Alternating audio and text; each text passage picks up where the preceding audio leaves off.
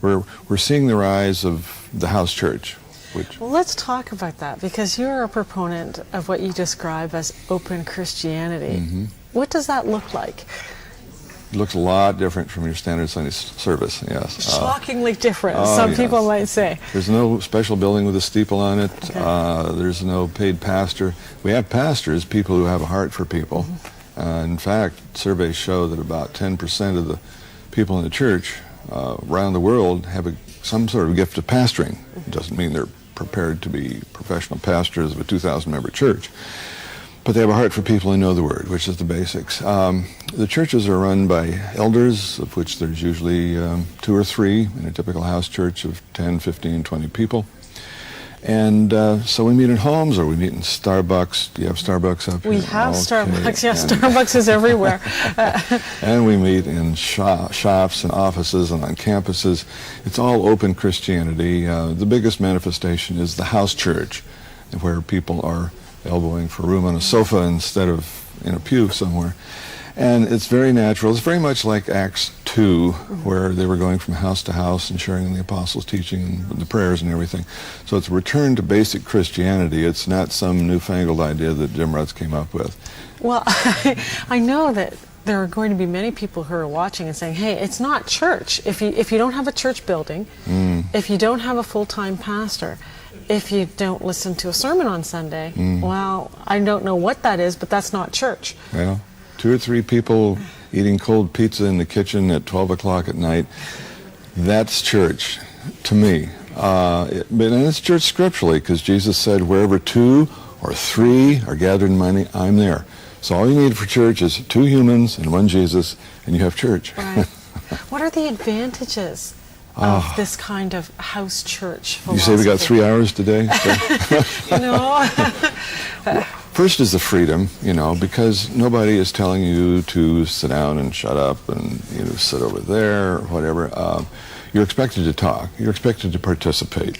And so, in fact, if you don't participate, somebody's going to be saying, Rhonda, you're kind of quiet today. What's been going on in your life this last week? And so it's almost mandatory participation. And then there's the empowerment, because if you're feeling weak or something, people are going to be praying for you that you would be able to grow in your gifting.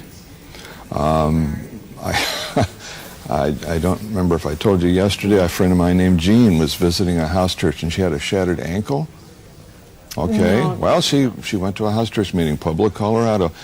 And the time came when somebody said, well, let's pray for Jean's ankle. She was facing an operation for this really badly shattered ankle, and it wasn't looking too good.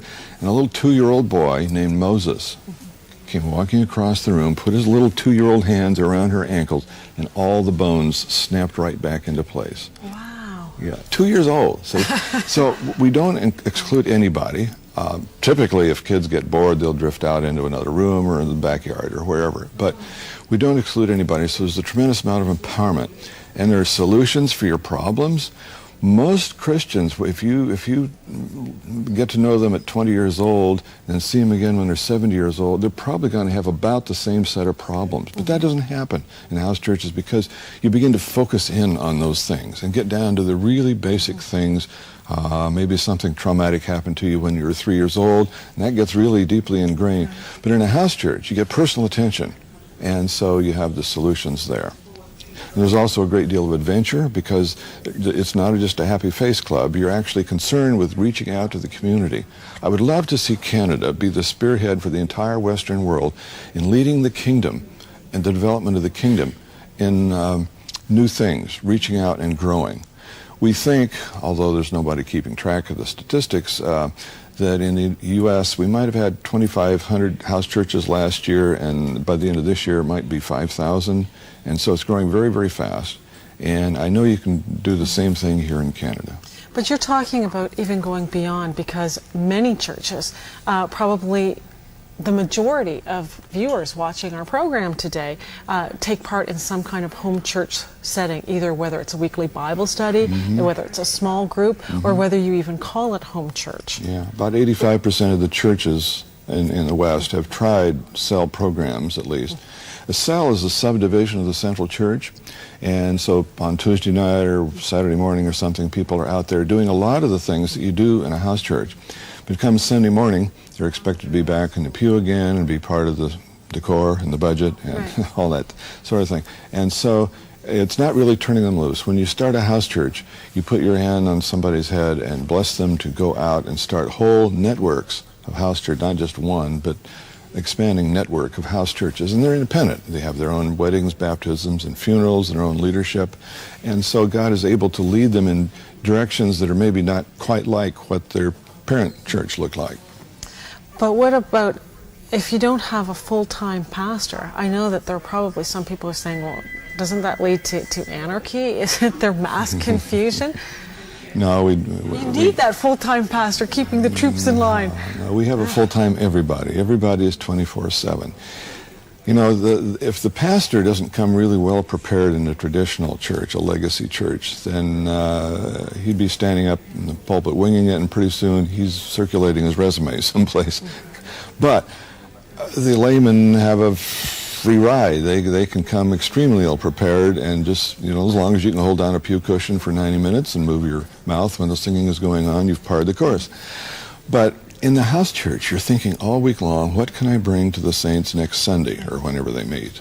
And so it's a high involvement kind of a thing. As Marlene Dietrich once said, it's the friends you can call at 3 in the morning that matter. And that's what we have here. So if you've got a problem, I've got a problem, because we share in those things. We cover for each other. We work with each other and do all sorts of stuff with each other while still trying to remain focused on the outside, on the needy people, and so forth. You can see why in other places around the world where we're seeing the exponential growth of Christianity that we talked about yesterday, something like an 8% increase, which is just absolutely massive. Oh, yeah. You can see when you have that kind of explosive growth, why you would need to go to the house church form of organization, because you can't wait to put, if the whole village is coming to the Lord and becoming followers of Jesus, you can't wait to put up a church, because they need to get together right now, and when you have that kind of growth.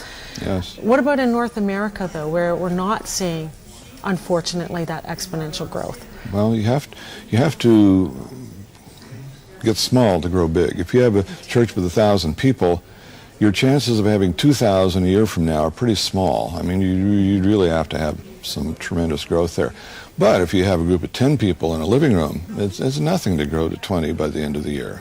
So to grow big, get small. I use sometimes the example of an elephant or a rabbit. If you took 2 elephants, a boy elephant and a girl elephant, and stuck them in a closet, very big closet, of course, under ideal conditions, a year later, or 3 years later, actually, with their gestation period and everything, you'd have 3 elephants. But if you took a mommy rabbit and a daddy rabbit and put them in a closet, same thing, you'd have... a couple weeks later. No, 3 years later, under ideal conditions and all that, you would have, I believe it's 487 million rabbits. So that's what we're trying to do, is have a rabbit church where we can grow and reach out to people. When did you discover this? When did you become so involved in this concept of open Christianity? Well, the whole thing has pretty much evolved since 1985 or 1990. Up until then, the only house churches were kind of groups of rebels and dropouts sitting around licking their wounds and sharing stories about how hurt they'd been by the traditional church. That sort of negativism has almost disappeared. It's maybe 10% of the total now. Mostly house churches are really positive, and they're growing because they are positive and they're reaching out. How has it changed you, though, this whole process? Well, I've participated in sharing groups for a long time, going back into college. So it's kind of hard for me to separate at what point it changed, because I've been in sharing groups since, I guess, 1948, which tells you something, doesn't it? When you look at what you've been able to document, when you look at the miracles that are just mind-boggling that are happening today, when you see the explosive growth in the church around the world, what does that tell you about what's coming? Well, what's coming is that about 10 or 15 years from now, you're going to see twice as many people meeting in small groups as you do in church buildings. And that's not just my numbers, those are the numbers of people who know, statisticians. George Barna is coming out with a book called Revolution in another month from Tyndale House, and that will say the same thing, roughly, except his date is 20 years from now. But we're seeing an enormous shift toward interaction and personal responsibility and evangelism, and really a total upgrade of the average Christian. James Rutz, I want to thank you so much for being with us for the past couple of days. It's been a pleasure talking to you. It's been a pleasure being here. This I know, for the Bible tells me so. Simple church is not Honey, I Shrunk the Church. It's rather a family. It becomes much more of a family. And if the needs are such that family isn't the theme for this week, you shift into being a hospital. If somebody's really got a severe problem of some sort, you sort of shut everything down, take care of the immediate problem. Sometimes you cycle into it being a school because there's teaching that needs to happen. And sometimes, hopefully, you cycle into being an army. House church, or sometimes we use the word simple church, does not mean simply meeting in a home. It's a far deeper and more serious revolution than that. What it means is a shift in the way you think about church. I grew up in traditional church. I was a traditional church pastor. And what we saw as church really was the result of a program that you implemented in the context of a meeting. House church is far more than that. First of all, it really is a family. It's a family relationship. And so therefore it's a 24/7 kind of relationship that you enter into with a group of people. Now you meet together, but it's not limited just to meetings. Secondly, it's way more than a program. In fact, we kind of jokingly say a program is what you do when you don't know how to listen to Jesus. Because the foundational element of house church is that Jesus is present. I mean, every believer believes that, says that. Jesus said whenever 2 or 3 are gathered in his name that he would be present. But what does that really mean? I think it means that he wants to be the head of his church. Simple church is a way of living. It has nothing to do with coming together in one sense. Though it has gatherings, though people do gather, and though there's a commitment to that regularly, the reality of simple church is the idea of living out the life of Christ in the midst of the people on a regular basis. So it starts with the concept of where 2 or more are gathered, and Jesus Christ is in their midst. And it literally invades every aspect of life. People, when they think of the word church, they think of a building with a steeple on it, and that's not what church is. Church is God's people involved in doing God's business. And it has nothing to do with the form or the structures or the buildings that are around.